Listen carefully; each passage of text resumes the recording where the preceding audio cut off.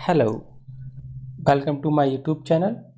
Today I am going to discuss about the test the assumptions in linear regression using Python and statistical hypothesis testing. To test the assumptions in the linear regression, I am going to use these different libraries: Pandas, NumPy, Seaborn, Matplotlib, SciPy, and linear regression in the sklearn, these evaluation matrix, and the train test split. And also this particular library I am going to use the different plots of the regression, and stats models library I am also going to use. So first assumption is the no multi-collinearity between independent variables. As we know, if in our data set, this is our data set, we have A, B, C, and this is your target, and these are your input variable, this is your output variable. So there should not be any collinearity between the independent variable. It means A, B, and C. Collinearity means, if I will plot the graph between A and B, so we can say that both should not be collinear. It means once the A increase, B should not also be increase. It means there should be no any collinearity. So I am going to create one data set. Here I am going to use the x and y. X is your input variable, y is your output variable. Here I am going to use the linear regression. Then I am going to first create the object, then instantiation, then I am going to plot the heat map. If you see here, in the heat map I am going to check the coefficient of the correlation. If you see here, right, A, B, C and target, we have three variables A, B, C, and this is your target. So we have to check what is the correlation coefficient between the independent variables. It means A, B and C. A with target correlated, but C it is negatively correlated. A is correlated with the B and having a coefficient is equal to 1. It means it is highly correlated, right? So this way we can check the correlation coefficient. If it is more than, we can say our threshold value, we can say our threshold value 0.7.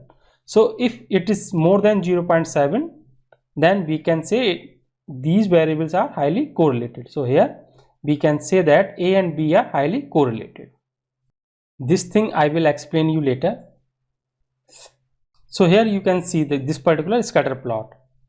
This is your A, right? This particular blue line is your A and this green is your B. So B is also in the same direction as we have the variable A, and both are going into the same direction, right?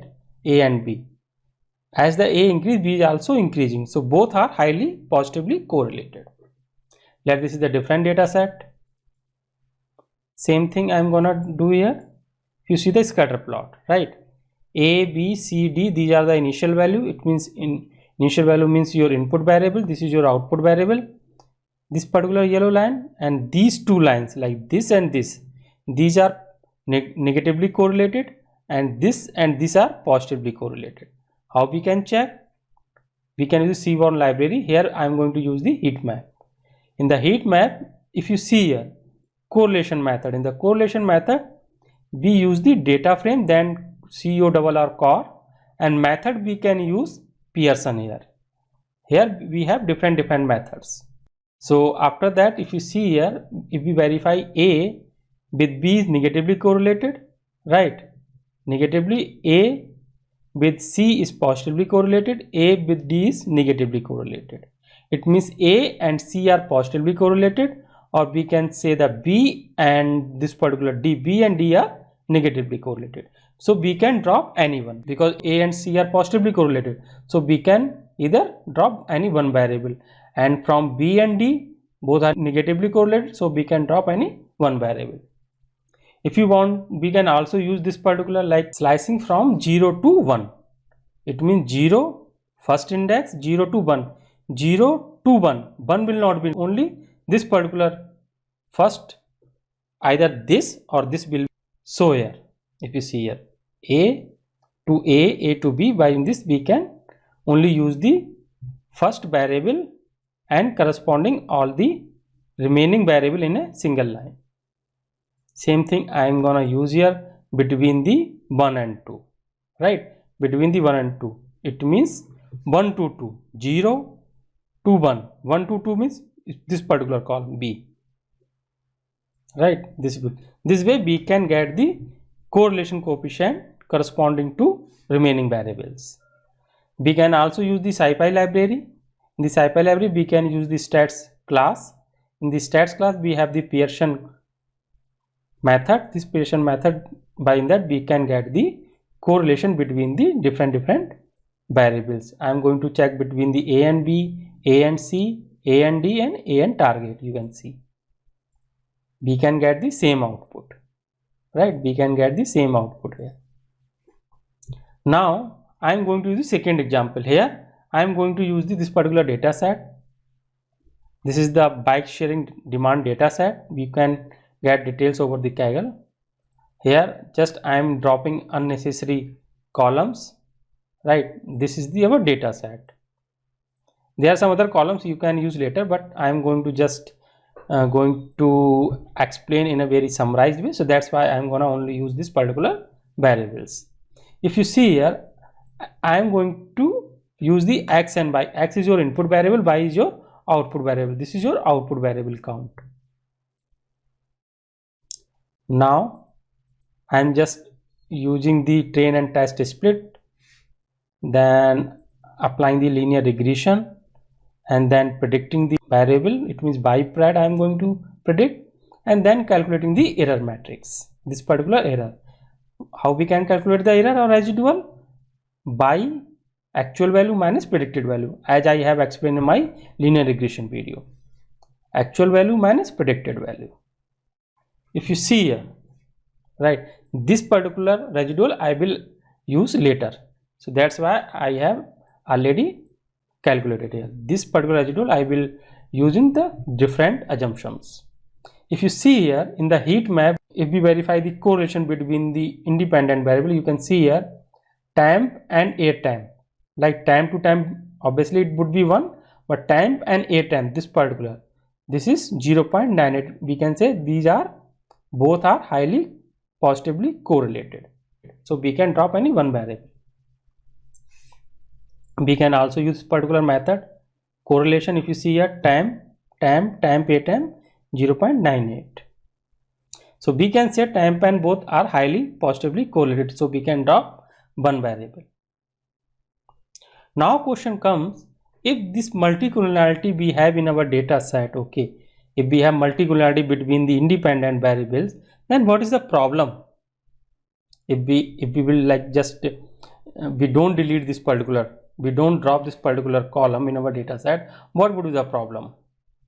If you see here, our linear regression equation is that beta naught plus beta 1 x1 plus beta 2 x2 beta 3 x3. This is the multi-linear regression model equation. So if you see here, these are the coefficient we have. Let these two coefficients are highly positively correlated. So if you know this is your input, this is your input, this is your output, and this is your best fit line, right? So this particular slope, this is also called as your coefficient, and this is your C or the intercept. So 1 unit change in x variable, how much variation we get in the output variable, that we can define with the help of coefficient. Right? Coefficient tells that how much variation we can get in the y unit once we change the 1 unit in the input variable. That things we can explain with the help of coefficient.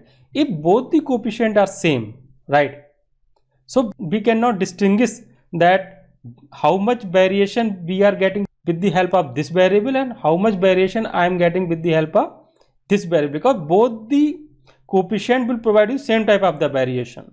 So we can say that both the coefficient are providing same type of the variation in the output. So we can, what we can do, we can remove the one of the variable. But if you will not remove the any variable, in that case, if your aim is only do the prediction, okay, with the help of evaluation matrix, we can say mean squared error or root mean squared error. In that case, you will not get any too much variation in the accuracy, right? If we will keep both the variable in our model. But if you think there are 1000 variable input variable in our data set and there are 100 variables are highly positively correlated, and if we will train our model with the help of this 1000 variable and just removing all these 100 variable, and we can say about 901 variable. So the training time, if you see, the training time will be less with the help of this 901 variable. So if we will remove, then we can reduce the computational cost. What would be the solution if we have multicollinearity? Solution is that either we can remove the multicollinear variable, or if there is no any issue about the computational cost, then there would be no any issue to keep the multicollinear feature in our data set. If you want to know more details about what is the multicollinearity, so you can follow this particular blog. This is the awesome blog. You can get more details once you will read this particular blog. Second assumption is a linear relationship between the dependent and the independent variable. It means if we do the scatter plot between the dependent and independent variable like y and x, so we can say there should be a positive correlation, or we can say there should be a negative correlation, right? If the x increase, y is also increase, that is positive correlation. If the x increase, then y decrease, that is the negative correlation. It means both should have the linearly correlated. Graph should not be like this. First it decrease, then it increase, right? We should not have this type of the graph, like this type of the graph. Then we cannot perform the linear regression. So here what I am going to use, I am going to use the same bike sharing data set. So this is your XTrain. Here you can see what I did. I split the train and test split. Okay, so this particular XTrain I am going to use here. Then by this I am going to get the column here. These are the columns I am going to use with respect to your dependent variable. Here I am going to use the regression plot, right? How we are going to plot this? Here I am going to use the figure and axis. It means your subplot by 2 by 2, 2 row and 2 columns, and size is 16 by 6. And here I am going to use the Seaborn library regression plot. By would be your this by train. Here I use this particular data because I want to display this particular bike rented in the by axis, that's why. And x would be your I is your variable. I am going to define here. This I will use later in your list comprehension, and data would be your XTrain. This is the value of blue, this particular blue color, and this is your red color of the line, and this for the axis, which axis I should get. And here I am going to use the list comprehension enumerate method I am going to use, and this particular column, this column value I am going to use. Enumerate will provide you the index and the corresponding column value, like 0, column 1, 1, then column 1, this like this type, like 0, then time 1, a time 2, humidity like this. 0 will be work from here like J, like this. So this way we can plot this particular graph. So here you can see as the temperature increase, your bike rented is also increase, right? But after a certain temperature, right, if you see here, after a certain temperature it get decrease, right, if you see here. So here you can see both are the same type of the graph. So here by this particular we can also verify the a temp and temp both are positively correlated. So here you can see that humidity and the bike rented, this is your output variable, this is your input variable. So as the humidity increase, your bike rented get decrease little bit, but we cannot get proper like any good relationship between the humidity and the bike rented. Here same thing, bind speed. Initially we have bike rented increase once the bind speed till 20, or after that it get decrease. So it is also not showing a proper correlation, but we can use the still linear regression because it is not a non-linear. It is some not a purely positively correlated, but somehow it is have some correlation. In the second example, what I am going to use, I am going to use this UCI library dataset, concrete dataset. Okay, more details you can get by this particular link.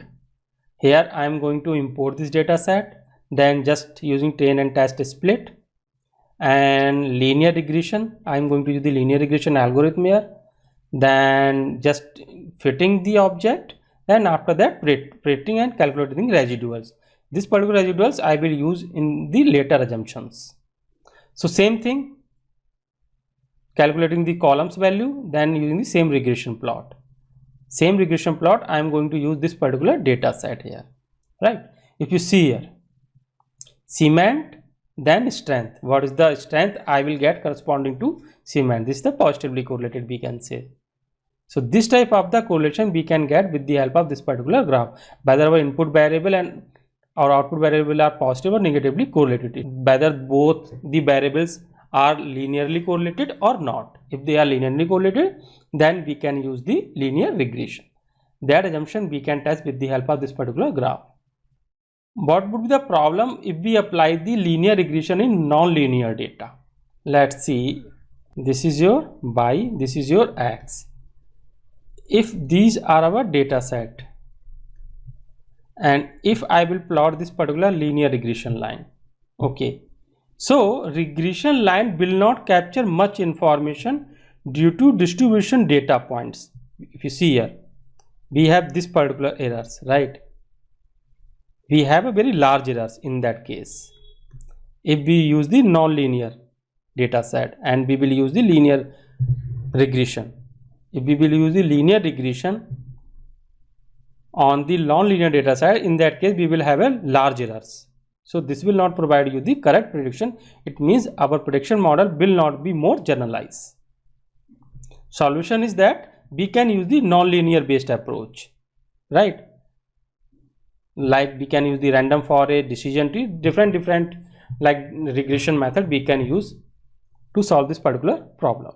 Third assumption is your residuals should be homoscedastic. What is the homoscedastic? Homoscedastic means that if I will plot, let this is your output variable, this is your input variable, and this is your linear regression line. These are the data points we have some, right? So we can say that so data points have the same distribution across the linear regression line. Okay, this best fit line. It means if you see here this particular distribution across the line, right? If we have distribution like this, we can say this particular distribution, this is the regression line. Here we have less distribution, but here we have high distribution. This will be your heteroscedastic and this will be your homoscedastic. Homoscedastic means equal, or we can say the constant distribution across the line. So how we can test this particular thing? So for that we can use the residual versus fitted value or the predicted value plot. Second, we can also use the residual versus independent variable plot. And third one is your statistical VP test, or we can use the wide journal test. I am going to perform each and every test here. So first I am going to use the plot the residual versus predicted value. Residual means errors. If you see here we calculated the residuals in this particular concrete data set, and here we also calculated the residuals. If you see here this in the bike sharing data set. So this residual I am gonna use in this particular assumptions. So how we can do that? We can use the regression plot here. If you see here, the regression plot between the residual versus predicted value. This is your residual and this is your predicted value. So if you see here, right, it is just like this, we can say, right? This is, but if you see here, this is not, here distribution is not constant, right? Here it is also not constant. Upper side it is constant, but lower side it is not constant, we can say that, right? So we can say that it is not properly homoscedastic. Like some level it is homoscedastic, but purely it is not homoscedastic. So let's use the different method. So as I told you, this particular yellow regression I will use to visualize the regression. So here you can directly use this particular method, residual plot, and use this particular linear regression method and this particular x and y variable, directly visualize this particular graph. Same graph I am getting here. Here we don't have to calculate the residuals, it will directly calculate the residual and will display the plot. So here you can also see that we don't have any proper homoscedasticity in the data set, in the concrete data set. So here we can say this is your funnel type shape, then this is like this, right? This is like this. Here we have little bit variation, then variation is getting increased, then it is constant. So we can say it has little bit more constant as compared to the back sharing data set. Let's use by using this particular yellow brick library, I am also getting the same type of the graph. If you want to use, you can directly use this particular residual plot method in the yellow brick library. Second method is the residual versus independent variable. It means input variable. Let's use the back sharing data set here. If you see here, it is almost constant here, right? Little bit constant, and also it is little bit constant, but the distribution is not same. Distribution is constant, but distribution, if you see, the distribution is not same. Here we have 0 to 6 and here we have only 0 to 200. It means distribution is not constant above and below line, but it is constant across the x-axis, right? So we can say that there is a very less homoscedasticity between the temperature and residuals. Same it will provide you the same type of the output because both are the collinear, and residual versus humidity, it is little bit like we can say the constant, right? 400, 200, it also have a higher variation in the upper zone and also have a higher variation in the upper zone.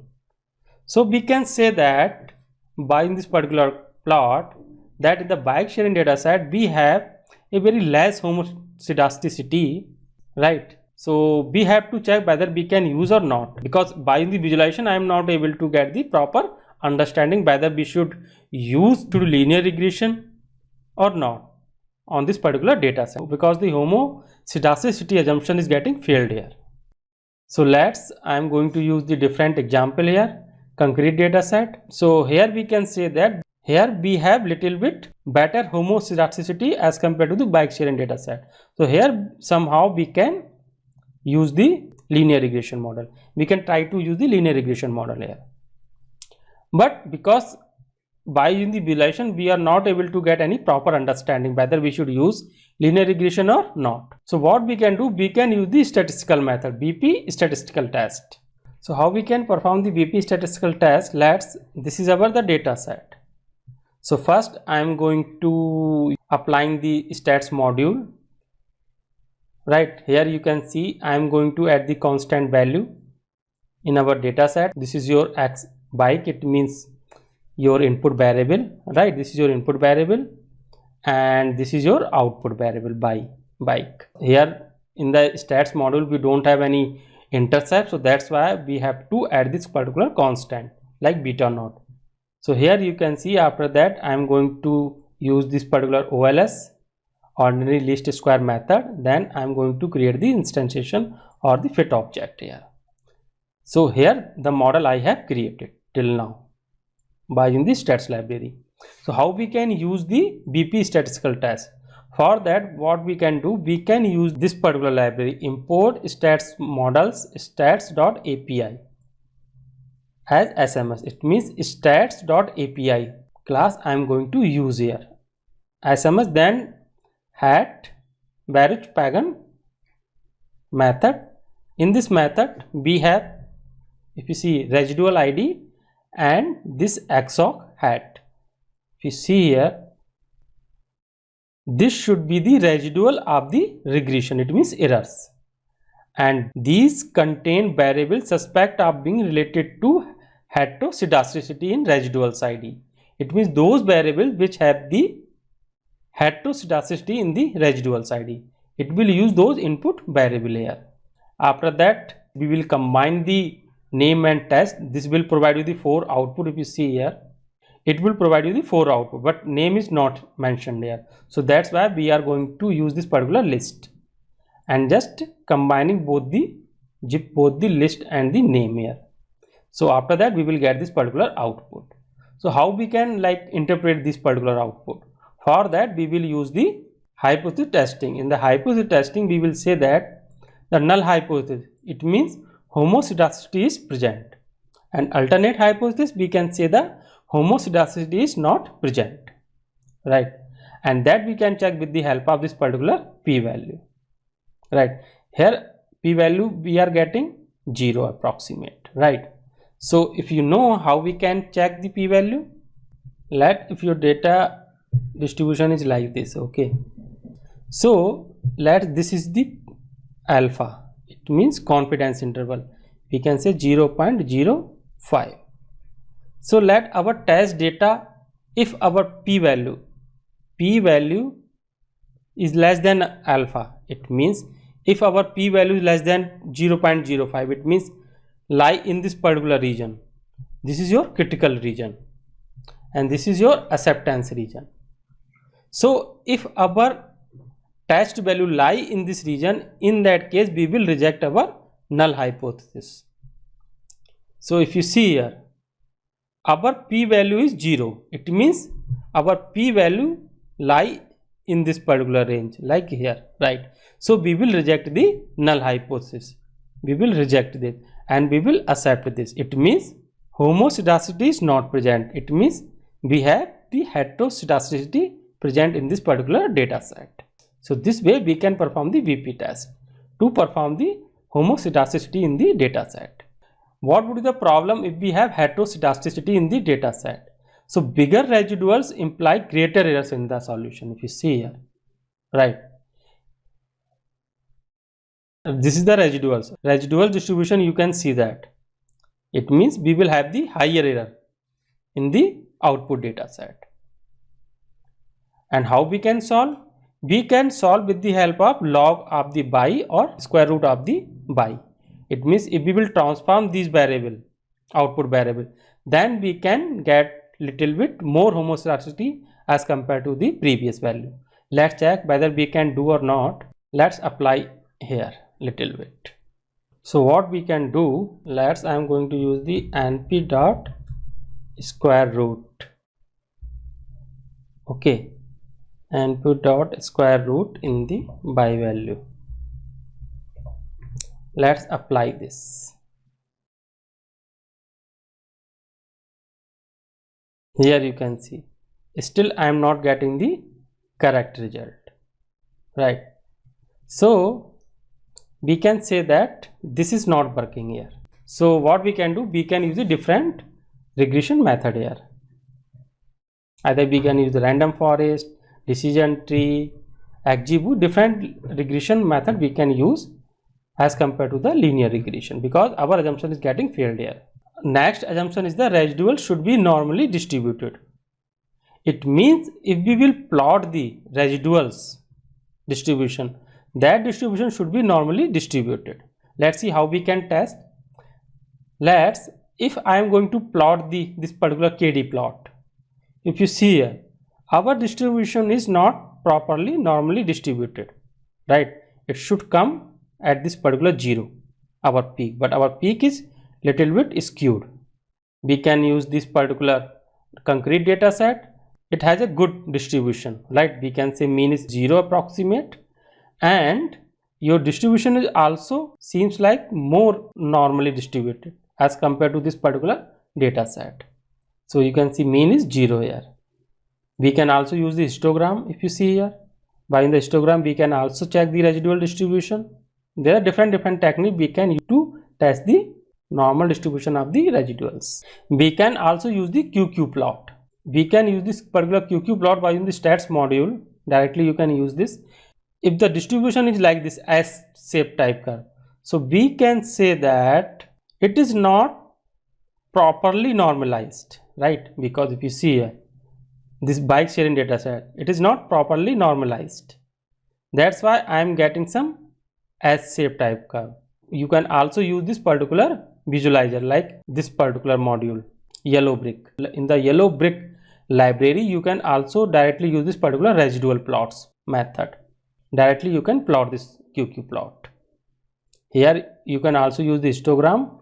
If you will mark it as a true and mark it as a false, either any one you can use at a once. So by this particular residual plot, you can directly perform the QQ plot. You don't have to calculate the different things, like first you will have to calculate the residual, then you have to calculate the like input and output variable, then you have to perform this particular graph. But by this particular residual plot or Yellow Brick library, you can directly import and just split the data set and directly use this particular class here. Let's QQ plot by using the concrete data set. Here you can see that it have a more diagonal shape as compared to this. It is more just like S-shaped type curve, but here it is a more diagonal, right? So that's why we can say it has a completely normalized. It is not properly normalized, but this concrete data set is have a properly normalized. It means residuals in the concrete data set is properly normalized. You can also use this particular Databricks library directly residual plots. You can also plot this particular. If you see here, this is your residual versus predicted, and here you can see residuals is your properly normalized. So here by using the visualization, we are able to check that our data set is normalized. But how we can check with the help of Jarque-Bera statistical test? Here we can use same thing, SMS, your this particular API. If you see here, this particular API,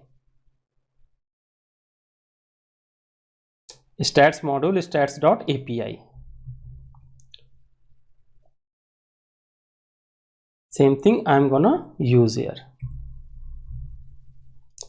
Name, these 4 columns I'm going to use, and the test, Jarque-Bera statistical test, these simple linear regression model, this simple linear regression model I'm going to use here. Then your residuals, these statistics I got. How we can interpret? We can use the hypothesis testing. So before that, just check the formula. Formula is that if you see here, n by 6 bracket s square plus 1 by 4 k minus 3 square. It means n is the number of the data points. So we can say total number of the samples. S is the samples skewness and k is the kurtosis. So if you see here, Jarque-Bera test we can calculate with the help of skewness and kurtosis and the number of the data points, right? So these 3 things we use in our calculation. So in this particular hypothesis, we will also use the p-value. This is your the statistics p-value. Here, as I told you, p-value is 0.07 and our confidence level is your 0.05. It means our p-value is greater than 0.05, right? So we will accept the null hypothesis. It means p-value is greater than our 0.05. Then we will fail to reject the null hypothesis. It means we will accept the null hypothesis. What will the problem if the residuals are not completely normalized?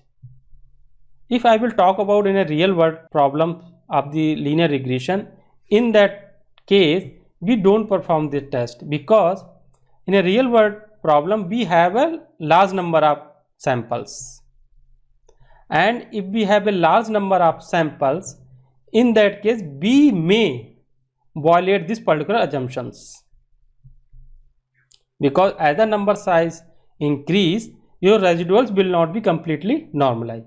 So we don't need to perform these assumptions. If we have a very less number of samples like 1000 or we can say 2000, then we can test, otherwise we can ignore this particular assumptions. There are some statistical significance which I have mentioned in this particular explanation. You can read out all these details.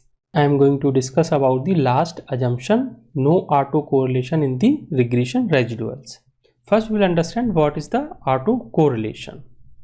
Autocorrelation means, if I will plot the data between the temperature and the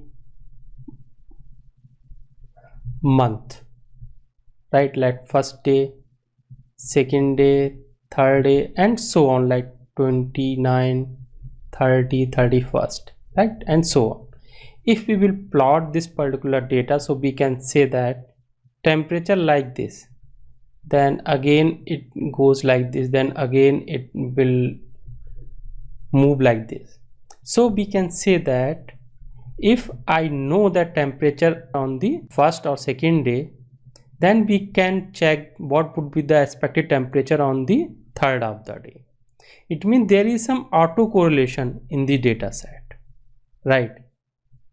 Same thing here, if I will know the temperature on 29th, then we can predict what could be the temperature on 30th, right? So this type of the data set, if we have this type of the relation in the data set, we can say that data set itself is autocorrelated. So if we will use this type of the data set in our regression problem, we will get the issue, our accuracy will be decrease.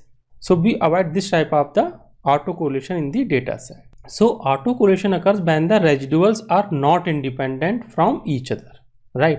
Let's the residuals value I have 1, 2, 3, right? These are the values of the residuals I get, let 9, 12, 6, then we can say 7, 8, 9. So if you see here, these were the value of the residuals I have. If you see here, there is some correlation in the data set, right? Here we also have a correlation in the data set, right? So if this type of the correlation we have in the residuals value, then we can say that there is some autocorrelation in the residuals and we avoid this particular residuals. So how we can test whether we have the autocorrelation in the residuals or not? For that we can use the Durbin-Watson statistics. So the value lie between 0 to 4. If the Durbin-Watson value is equal to 2 or close to 2, it implies that no autocorrelation. If value between 0 to 2, positive correlation. If between 2 to 4, it is negative correlation. So one more example here, this is the share price and this is the time. If you will see the graph of the 1 day of that particular share, you can see that initially at the starting time it constant, then again it move, okay, 2 to 3 it move, right? In the next day, so what you will do, you will check this type of the pattern each day, right? On the same day, so you can see that the price move between 2 to 3. So what you can do, so you can buy that particular share at 2 and sell at 3. So this type of the correlation you can get in most of the shares. So we can say there is some autocorrelation in the data set. So there is some lag, we use some lag term. Lag basically called as your time duration. So here we can say there is some lag. Let's our market open at 9:15. So we can say at 9:15 to 2 there is the lag time. After this particular lag, you will get the correlation. And again the next day after this time you will get the correlation. So how we can check whether we have an autocorrelation in the regression residuals or not? So for that we can use the Durbin-Watson. So here I am going to use this concrete data set. I am first adding the constant value here, then ordinary least square method I am using here in the stats module, then creating the fit object here. So now our model has been created. Now I am using this particular method here, Durbin-Watson, in the stats2 library. Here I am going to use the your model, created model, and the residuals ID. So once you will do this, after that you will get this particular output. So as if you see here, it lie here. Okay, so we can say it is the positively correlated, but the value near to 2, right? So we can say it is a less positively correlated, right?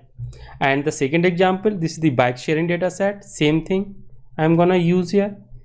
First creating the object, then fit object, then applying this particular Durbin-Watson method, same model, and then residuals ID. Here I am getting 0.41. So it lie between this particular term, it means near to 0. So it is a highly positively correlated. So this way we can check whether our variable is autocorrelated or not. What would be the problem if the autocorrelation in the residuals? The presence of correlation in the error term drastically reduce the model accuracy. Our model accuracy will be decreased. Also the confidence interval will be narrower, okay, due to this. And what would be the solution? Solution is that we can transform the data. That's if the residuals value we have, then we can transform the value by the log form or exponential, and different methods we can use to transform the value. Or other way is that we can use the other independent variable. So this way we can test the autocorrelation, and how we can solve, we can using this particular technique to solve the autocorrelation. So that's it from my side for today. I hope you will like this video. If you will like, please share with your colleagues and friends and hit the like button. Thank you.